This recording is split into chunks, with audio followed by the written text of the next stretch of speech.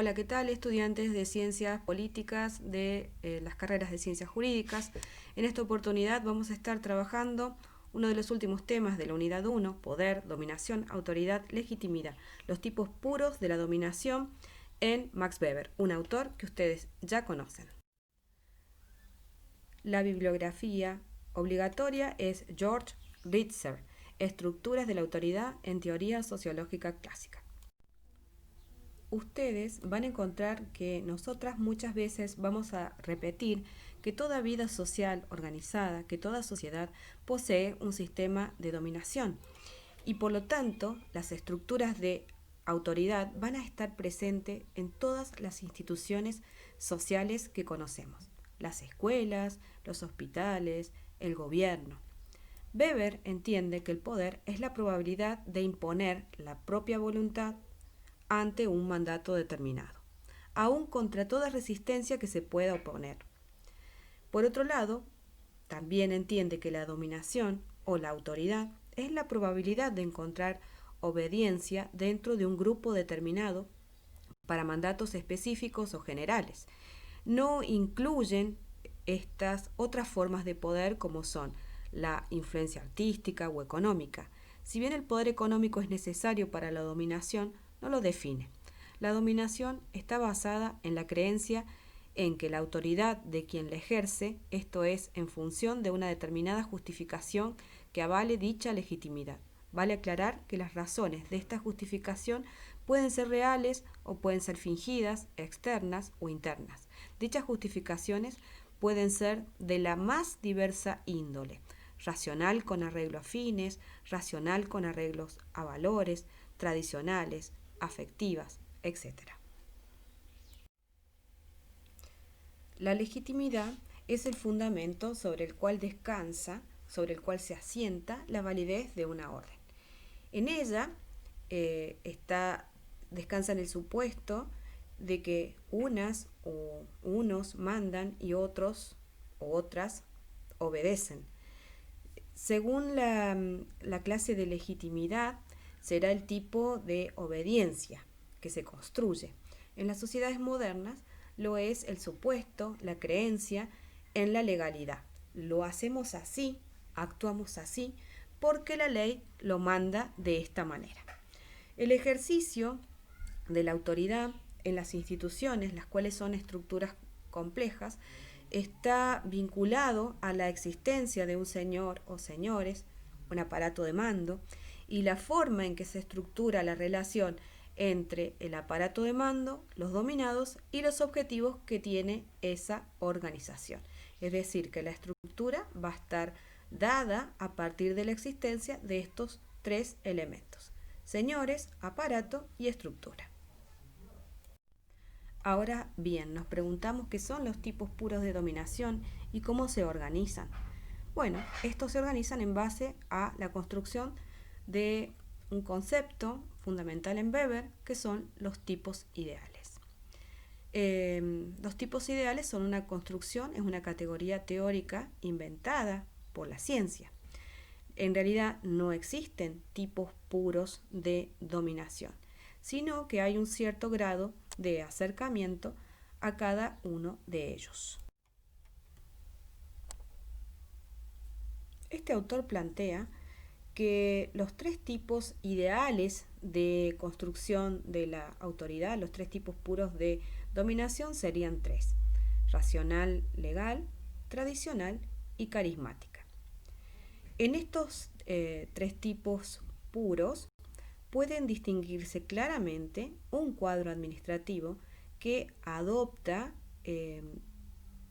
características de determinada manera para poder llevar a cabo la dominación de forma efectiva. De los tres tipos puros de dominación que mencionamos en la diapositiva anterior, la dominación legal es la más reciente. Es la que caracteriza a las sociedades modernas, democráticas, capitalistas y también las socialistas. Esta descansa en la creencia de que las leyes y las normas están pactadas, están estatuidas, es decir, que es una sociedad que está basada, que está ordenada el comportamiento en base a reglas abstractas, y quienes dirigen o gobiernan también están sometidos a esas leyes. El principio que la caracteriza es el principio de la racionalidad. La racionalidad debe ser entendida como el cálculo que se hace de medios afines. Quiero lograr algo, calculo cómo lo voy a realizar. Ese es el principio de la racionalidad. La legitimidad se fundamenta, bueno, ya como decía anteriormente, en el derecho, la norma, en el reglamento, y esto le compete tanto a las autoridades como a quienes obedecen. La autoridad legal se asienta en el orden establecido legalmente, y el tipo puro de esta dominación, el cual le llama la atención a Weber, es la burocracia. El principio fundamental de este tipo de dominación racional legal es que quien obedece lo hace a la ley y no a quien ejecuta la ley. Es decir, se obedece a una ley y a un orden impersonal. Quien dirige lo hace en función de una competencia, la cual regula su ámbito, extensión y medios para su aplicación. Esto es lo que se denomina autoridad. Estas autoridades están claramente distribuidas en una jerarquía administrativa, la cual estipula las responsabilidades e incumbencias. Las autoridades requieren formación profesional, es decir, una capacitación adecuada para la función y el cargo que desempeña. También tenemos que tener en cuenta que existe una separación entre el cuadro administrativo, es decir, las burocracias o los burócratas, y los medios de producción, los capitalistas, los empresarios, las fábricas, las empresas, los comercios. Los funcionarios, los burócratas, no se sirven de sus propios recursos para administrar, administran los recursos del Estado. Y por esta tarea se le paga una remuneración. Y por el otro lado también queda claro cuál es su competencia. Es en el ámbito de lo público, que se va a diferenciar de su vida privada o familiar. Veamos ahora algunas características de la burocracia. Esta se basa en una firme distribución de las actividades. Los poderes de mando necesarios para poder cumplir con los deberes y las funciones se hallan delimitados a partir de normas, reglamentos que son anteriores. Los fines, los medios para su logro, los tipos de coacción que entran en juego están establecidos de antemano. Para el cumplimiento de los deberes y el ejercicio de los derechos se establecen medidas, es decir, reglas, con vista a nombrar a las personas con las aptitudes necesarias para ocupar esos cargos. Es decir, los cargos son por concurso y no existe ninguna posibilidad de que haya una apropiación de los mismos o que estos sean heredados, como sucedía en otros sistemas históricos anteriores, como es el sistema feudal o estamental.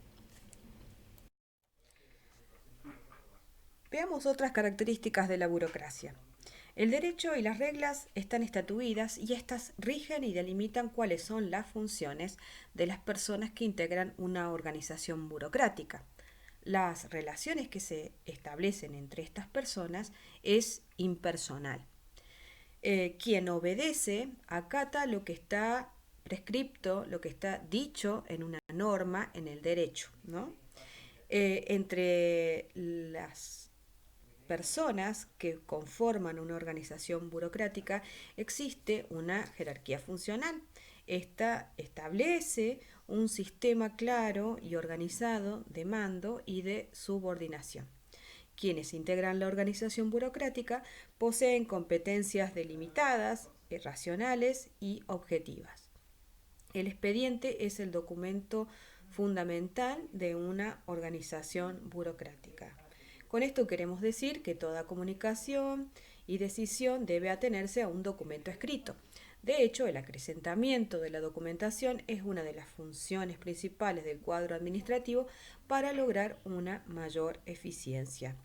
También tenemos que considerar que es muy clara la separación entre la esfera de lo público, es decir, lo laboral, y la vida privada o familiar de la persona que integra una organización burocrática. Para pertenecer a la burocracia es necesario realizar un aprendizaje profesional para el ejercicio de las actividades burocráticas. ¿Cuáles son las características de este funcionario o funcionaria en una organización burocrática? Bueno, el cargo es una profesión que es desarrollado por una persona libre que solo le debe fidelidad al cargo que ocupa y no a una persona, a un señor, como era, por ejemplo, en el sistema feudal, que no era una persona libre, sino un siervo que le debía fidelidad al señor feudal. También existe una jerarquía rigurosa. Hay un ordenamiento jerárquico que supone un escalafón. Hay competencias fijas y rigurosas. Existe un contrato por el cual es seleccionado y nombrado. Se requiere de una calificación profesional para ocupar ese cargo. Este cargo es retribuido en dinero, con un sueldo fijo y con pensiones y cargas contributivas. El funcionario o la funcionaria tiene derecho a la continuidad en ese cargo. Su cargo es su profesión y tiene que existir la posibilidad de hacer carrera en ese cargo, de acceder a ascensos bajo estrictos criterios que sean claros y explícitos. La funcionaria o el funcionario no es dueño o dueña del cargo ni de los recursos necesarios para desempeñar esa función. También están sujetos a un sistema riguroso de disciplina. Existe una separación entre la administración y la producción y están sometidos a una estricta vigilancia administrativa.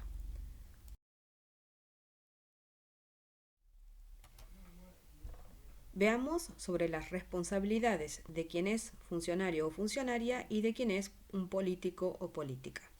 Por lo general, quienes son funcionarios o funcionarias deben estar listos para cumplir las órdenes que se le imparten. En cambio, el político o la política está más bien comprometido en la lucha por el poder. La responsabilidad de los funcionarios o funcionarias es externa, en tanto la responsabilidad del político o la política es más bien personal.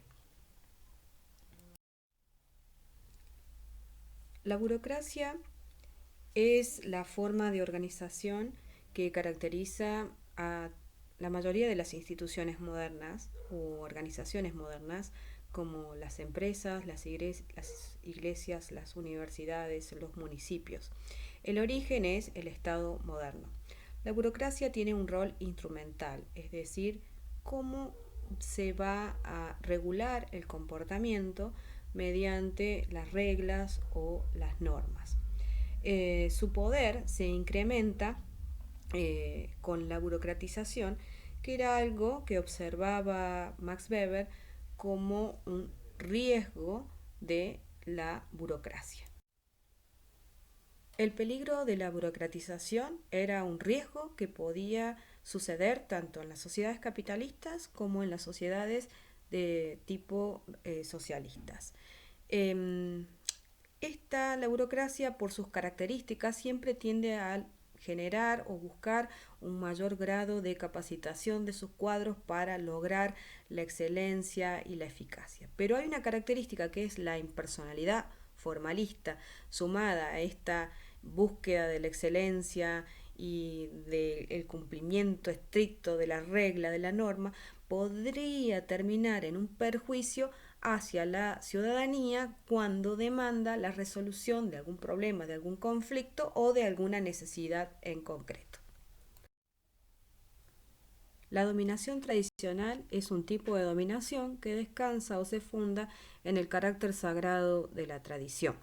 Es decir, que la legitimidad Se basa en el carácter sagrado de esta tradición, en la santidad de sus ordenaciones y los poderes de mando heredados desde tiempos muy lejanos. Las órdenes se legitiman por el reconocimiento de la tradición. El Señor es quien encarna esa tradición y la debe hacer cumplir y la debe cumplir y por la aceptación de la persona del Señor. Hay dos aclaraciones que se tienen que hacer. Una es que el Señor también se debe someter a las normas tradicionales, pero este tiene un cierto grado de libre arbitrio sobre estas normas sagradas de la tradición, es decir, que las puede interpretar siempre y cuando no se aparte de manera excesiva de las tradiciones. Si el Señor se apartara de las tradiciones y de las normas, perdería la credibilidad de sus siervos. En relación al cuadro administrativo, este depende de la forma que adopte o cómo esté organizado este tipo de dominación tradicional. Puede ejercer la autoridad con o sin cuadro administrativo. Los tipos de dominación tradicional son varios, pero son fáciles de comprender. Sin cuadro administrativo nos referimos al patriarcado y a la gerontocracia, es decir, le vamos a hacer caso a el varón de la familia, al padre de la familia o al hombre o varón de mayor edad en esa familia. Con cuadro administrativo tenemos, por ejemplo, un tipo de dominación patrimonial en el cual el señor ponía de su propio patrimonio un cuadro administrativo surgido de su propia familia, de sus siervos, de sus esclavos, cuyas jurisdicciones e incumbencias también dependían del todo de este señor. Este cuadro administrativo, compuesto por sus siervos, por sus esclavos, por miembros de su familia, eran puestos a administrar la justicia, a cobrar los impuestos, etc. Otro tipo de dominación es la estamental. El cuadro administrativo en este caso es privado, es decir, que tiene sus propios medios, jurisdicciones e incumbencias. Por lo general, los medios necesarios para llevar a cabo su tarea y su incumbencia le fueron arrebatados al señor o al rey. Este es el típico caso de los señores feudales. Estos tienen capacidad de extraer recursos de la población, cobrar impuestos, cultivar sus propias tierras, tener su propio ejército personal, pero luego del cobro de impuestos le dan su parte de vida al señor, es decir, al rey. Este es el caso específico de los señores de la guerra, los señores feudales, el clero, que fueron ganando terreno al poder del rey. El feudo es un tipo específico de la dominación estamental, pero que los señores feudales le deben lealtad militar a su señor, al rey. Finalmente, las prebendas. Este ocurre cuando el cuadro administrativo toma los medios de su mantenimiento para su propio mantenimiento de la actividad de cobrar impuestos, de las prebendas, incluso sobornos, administrando ciertas tierras o botines, como es el caso de la casta samurái. La última es el tipo de dominación carismática, pero tal vez la primera en surgir históricamente. Esta descansa en la creencia de que el líder, el referente, encarna cualidades extraordinarias, también llamada carisma, que proviene de una personalidad. Esta cualidad puede ser de diversa índole, puede basarse en alguna virtud guerrera, en su inteligencia, también puede ser producto de la revelación divina y debe estar al servicio de los que están dominados. Quien domina lo hace en virtud de encarnar esta cualidad extraordinaria y en caso de perderla, es decir, también perdería esta gracia y perdería, por lo tanto, a quienes lo siguen o a sus adeptos. El cuadro administrativo del sistema carismático es inexistente. solamente está compuesto por los seguidores más allegados, es decir, discípulos, hombres de confianza, una especie de mesa chica.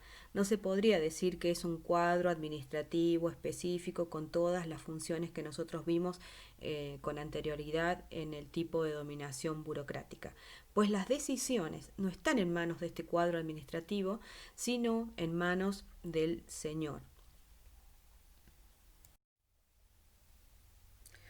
Por lo general, en cuanto al sustento económico, el líder carismático hace énfasis en su misión, la cual suele ser contraria a los intereses económicos, lo cual no quita que no tenga medios de subsistencia como el mecenazgo, las donaciones, ya sean voluntarias o extorsivas. Los líderes carismáticos pueden ser líderes políticos, pueden ser líderes guerreros o militares o políticos, pero una de las características fundamentales es la ruptura de los lazos con su familia biológica y sus seguidores y adeptos se terminan transformando en su familia. Este tipo de dominación carismática también puede tender a la racionalización y a la burocratización. ¿Cuándo sucede esto? Cuando el cargo se rutiniza, es decir, se institucionaliza.